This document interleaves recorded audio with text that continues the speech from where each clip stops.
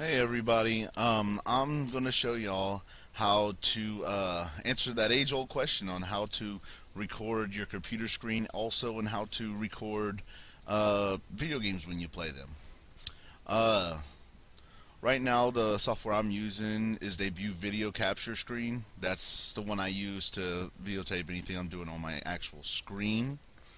And it's actually a pretty good software. I've had no problems with it recently. In order to record your games, like if you're playing a game, you want to record it. And one that actually does pretty good that I've seen right now is this one right here. It's called Fraps. I'm going to bring it up for you. Fraps will help you with your frames per second, movies, screenshots. This is the best one. It's going to have a way to that video capture hotkey. Those are all set to, like you see, this one is F11. And they're all set to F keys, and a lot of games use F keys. So try to find a button that your game's not using, and that one will be easier for you to use for whatever. Like this one is what I use for this one to record some videos in game. You know, you just hit it to turn it on and off. It's really easy. You don't have to worry about minimizing or nothing like that. But another thing you might want to look at is make sure your frames per second stays around 30. And you have the choice to, it'll split the movies every 4 gigs, so therefore you can split into 2 videos, 1 video. It just depends how you want to do it.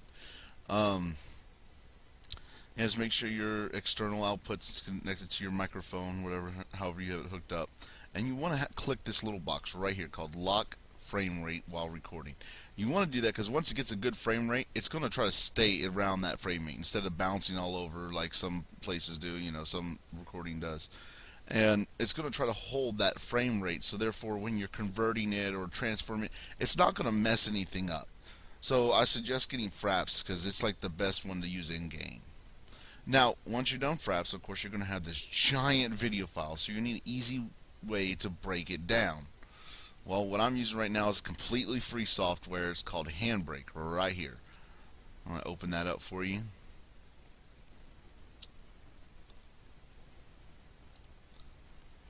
Taking a little time. There it goes. This right here is Handbrake. This is the best source I think I found. It's completely free, and it doesn't really distort the video quality when you convert it to. So, I mean, it's really good.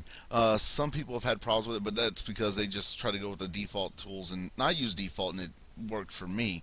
But some people might just need to change it depending on what kind of video file they're using. In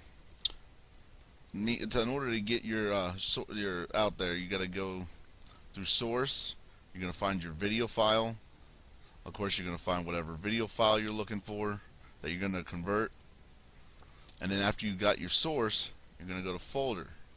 Folder is going to tell you where you're going to put the compressed file at. Like you see this one right, compressed movies. I just double click on that, select Folder. That's where it's going to put your compressed file. And once you got everything selected, you hit the Start button, and it usually takes a little bit of time, not too much time, you know.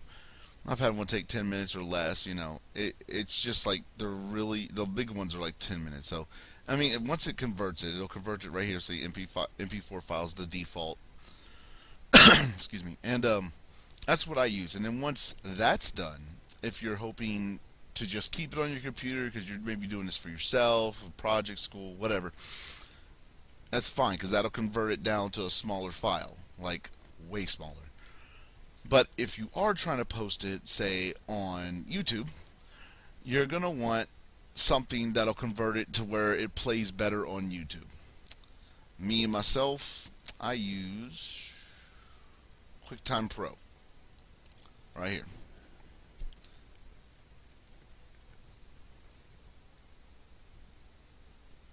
And it's going to take a second to load up. There we go.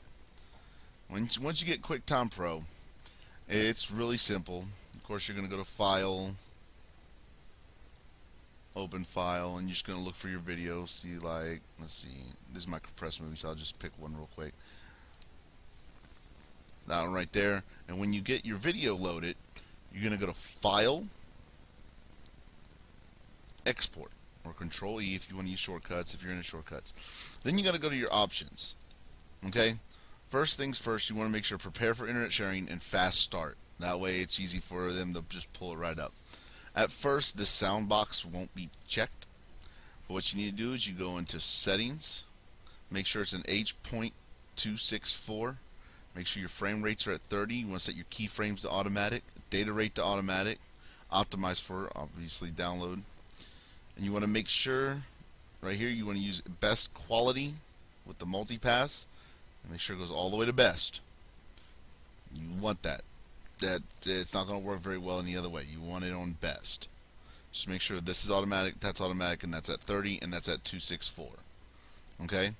Once you're done with that, the sound thing should be available. You click it, go to settings, make sure it's on AAC, and the channel stereo left right is what I use. The rate has to be 48.000.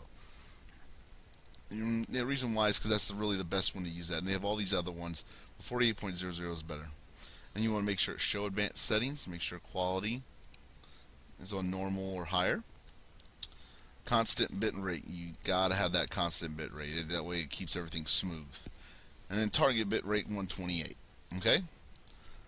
So after you get all that, you'll hit OK, OK, and then this is what you're gonna do. You're gonna have save as. This all files don't really matter, and you're gonna click the save button, and that's gonna save that movie as a finished, completed project to that's ready for streaming. Because if you just load the smaller file, it's not going to be really ready for streaming. Yeah, you can load it up, but it may not work very well in there, and you'll go through all these warnings with YouTube saying, oh, this had problems doing it, and you might want to check this out. And it'll tell you to use something like QuickTime. But that is the easiest way to go. There's 3 programs you need.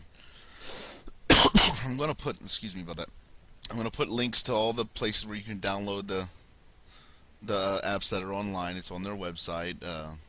Some of them you have to pay for, like the Handbrake's completely free. Fraps is free for short videos, like 30 seconds. But you can pay for it. It's really cheap. And then, of course, QuickTime Pro, you know. So I'm going to put some links down for y'all to look at those and see what y'all think. And don't be afraid to subscribe and leave comments. Thanks.